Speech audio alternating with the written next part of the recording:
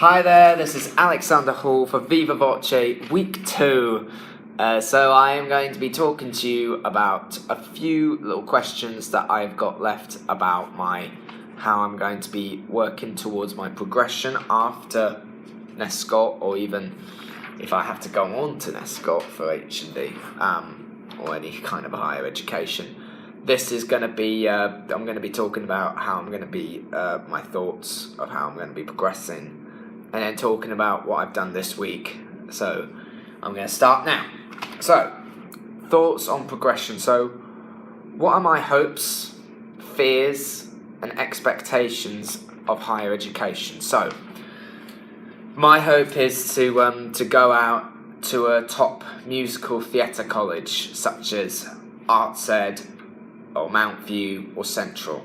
And those are the kind of places I want to try and aim to get to. So, that's my real hope that I really want more than anything else.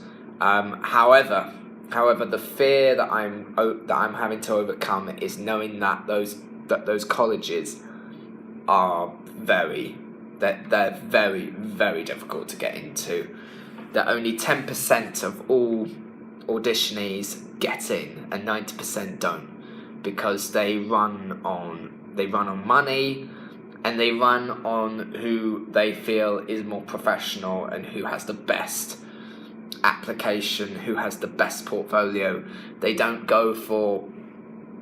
just put people in just to train them. They just say, no, we want someone who's actually looking like a good professional, someone who's passionate, who actually means they really want to do this job, who are not just wasting our time. And those that they choose, unfortunately, that's the way the whole industry works. Unfortunately, they're very competitive. So I need to realise that, the fear is that it's not gonna be it's not gonna be a guarantee you'll get in. So you've got to really go in and just do the best you can and see if it's good enough for them.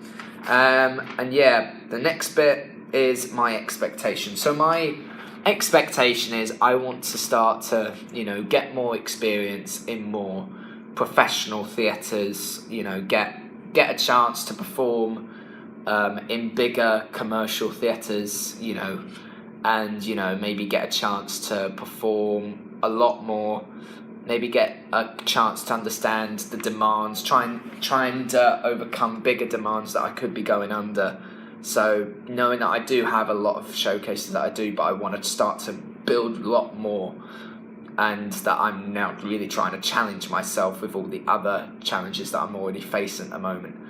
So I just want to kind of get a gist of how serious, how much energy, how much discipline you need to get into, and just get the best experience out of the best theatres, and just realise just how hard it is to fulfil a complete load of energy in weeks and weeks if I was to do a tour or something like that. So right, my next question is, how are you feeling about progression onto higher education or work? So as you know, I'm wanting to go on to do higher education. But how I feel about this year is I know that this year is that they do require you to have self-discipline. And this is where my self-discipline is really going to have to be put to the test. Because a lot of the times I find myself that I need to really find what I need to work on. And that I shouldn't just expect teachers or my parents to tell me, what can I improve? I need to make that statement for myself and realise, what do I need to do? How can I improve? What is the best way to improve? So the thing that I've realised is I'm now going to the gym, which is just in Nescott. I'm going to the gym, and I've already put myself down for a year membership. And I'm also put myself down for a personal trainer every fortnight. So I'm going to be getting personal training every fortnight to help me with my firstly my upper body strength, and also to improve my flexibility, because that's my two weaknesses that I have, which I'll probably most need in musical theatre if I want to go into that industry, if I want to go into that part of performing arts. So that needs to be put down as a real motive for me. And yeah, so the next question that I have is, how am I finding writing my personal statement, and what is challenging me specifically? So the thing that challenges me most when I am making a statement or when I'm creating something about me is being honest. About having as much honesty about myself. Because some of the times we want to say the things that are lies, and just so we can just try and make people think that we are smarter than we think. But sometimes they won't take that. They'll take ones who have clear honesty, who know what they're saying, and who are not just lying to them. Because if you lie, no one wants to employ someone who's a liar, who just lies about their experiences, etc. Just no lies on that side. But also putting in as much detail about my passion, and just being really, really detailed in everything. So talking about everything that I've done over the past years. So talking about not just all about the things that I do at college, but talking about the things I do outside of college, so they know that I am really, really wanting to take the performing arts very seriously, and most certainly taking musical theatre seriously. And if you just go in and say, I just go to college, they wouldn't want that, because they think they want someone who's trying to do more than just college, who's trying to either be in something like an after college club, which is like a drama group or a musical theatre group. Any of that's what they want to see. And they want to, and if you say that your director has also been an ex-member of that college, they'll think, well, he's probably training him to do really well, and if he's proving that he's a really disciplined young man, we might take him on. But that's all for a different reason.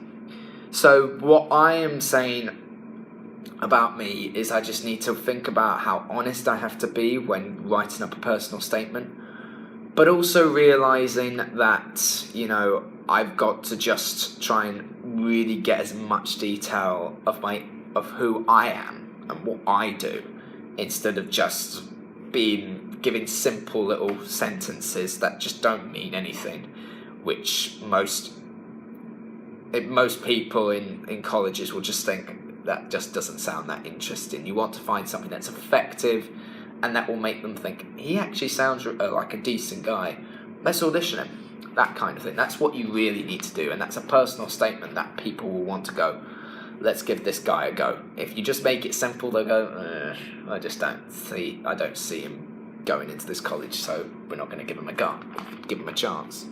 So that's the one thing that I'm going to try and really work on when doing a personal statement. So how am I preparing for my future auditions? So, firstly, what I'm doing is I'm doing what I did last year. I did Surrey Youth Music Theatre last year, where we did a production of Oliver, and we did a showcase which was done back in February. So back in February we did a showcase called Broadway, where we did a mixture of musical theatre songs which were done up in Broadway. And then after Broadway we went on and did the full production of Oliver, which was done in July at the Leatherhead Theatre.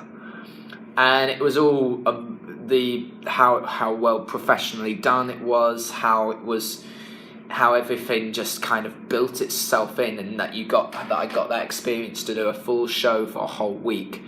It kind of really helped me to realise how to do a full week show is so much. You have to fulfill so much energy that you just don't have that one night off energy just to pull yourself together. You have to have energy throughout the whole week, and just make sure that you are entertaining every audience every night, and realising that there'll be nights where you really impress an audience, and there'll be nights when you think, I could have done a lot better. I think that after doing that whole week, it's given me a lot more of a boost to do it again. So I'm doing a second year of Surrey Youth Music Theatre this year for the second academic year, and we're going to be doing Chicago, which is going to be in April, which will be the same venue, they're the head theatre. And no, I'm looking forward to it. It's going to be a really good year for Surrey Youth Music Theatre, and I really want to. I want to have that on my agenda so that when I get to auditions for Arts Ed, for Central, that they know that I have a passion for musical theatre and that I don't just do musical theatre in college, I do musical theatre elsewhere.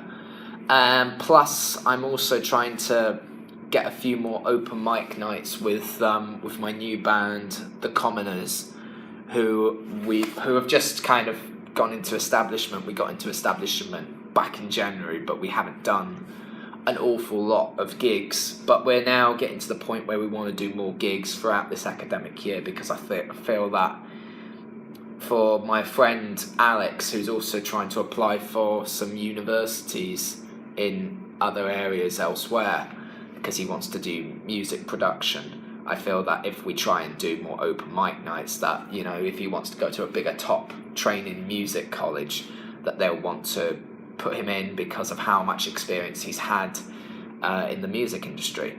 So, and it's the same for me. I want to go into musical theatre. I want to get as much of a good portfolio that I can build in for this year, so I'm not just doing one thing, I'm trying to do multiple things, so they know how serious I am to wanting to do more shows in other venues, such as in London, or going anywhere. Do you know what I mean? So I just want to get that.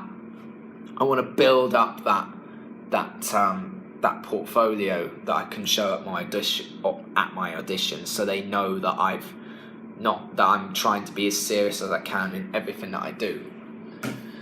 So yeah, that's it from that. So now my next question, which is requiring what I did over this week. So what have I done this week?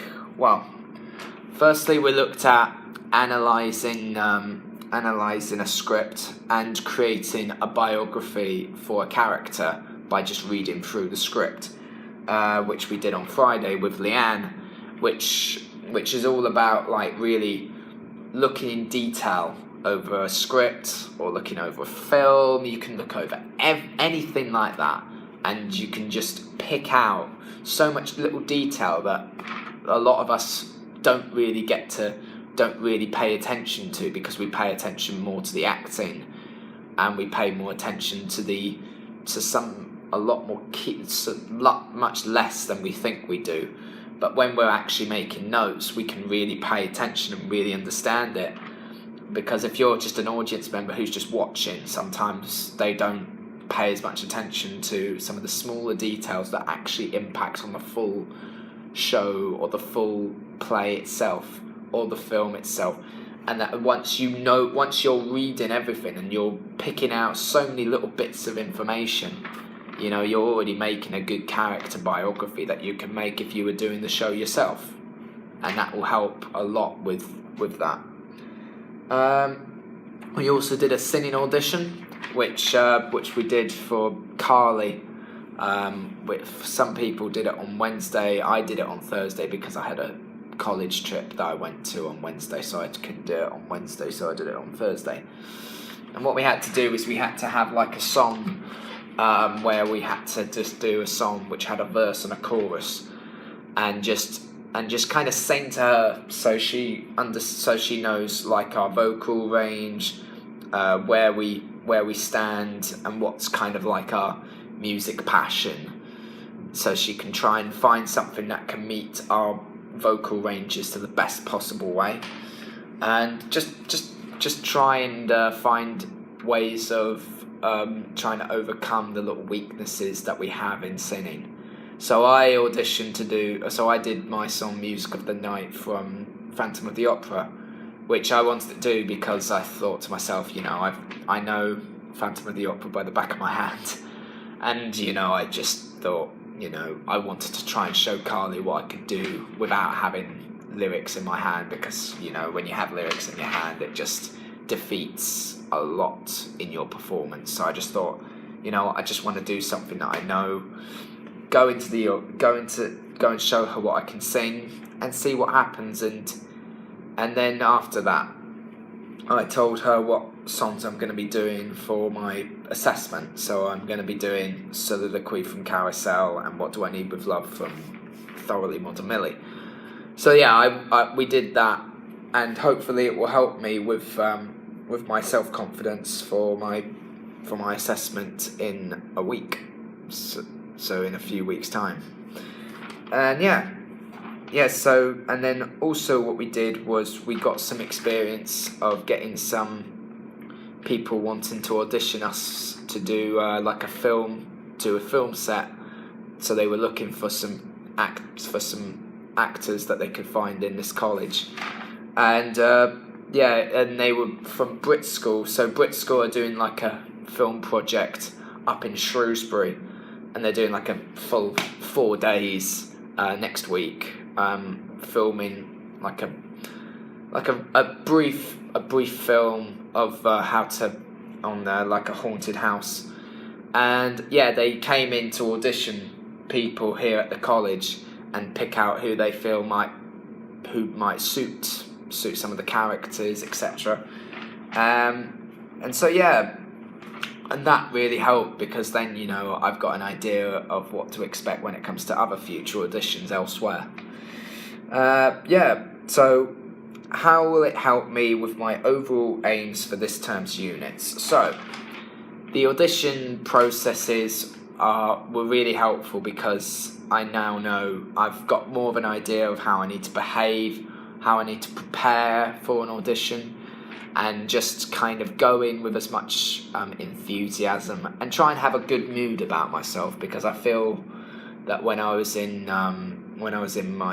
we were in the Brit School audition, I felt I wasn't in a good mood. I was in a bad temper, and I think if that was the case, that might have impacted on me not getting a place in the film. So it either was that, or it was just my characterization didn't meet the standards they wanted.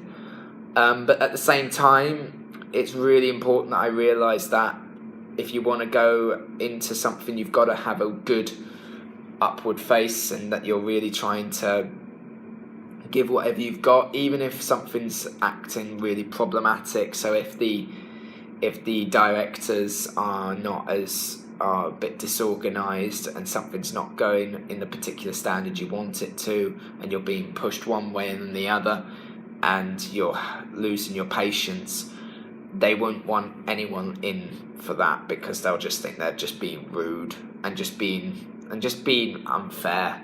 So that's the one thing that I've got to really be careful of when going into auditions, that sometimes auditions might be like that, and you just have to be prepared that these things are going to happen, but you shouldn't take them personally on anyone, even behind their backs, because they could hear you and they could just sign you in and say, we don't want him because of his behaviour. He might be a good actor, but we don't want him because of his behaviour. So that's something to be very careful of.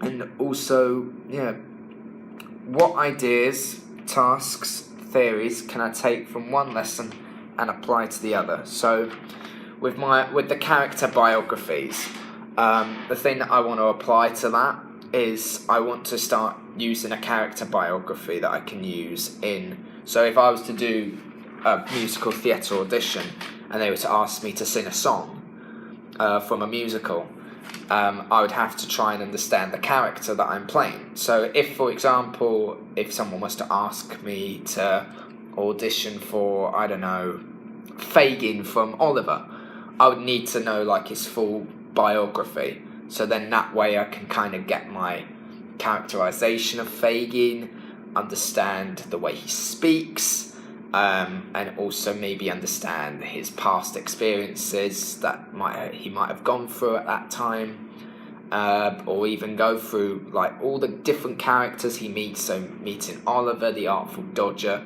Bill Sykes and Nancy, and just trying to get a real spin about his whole life.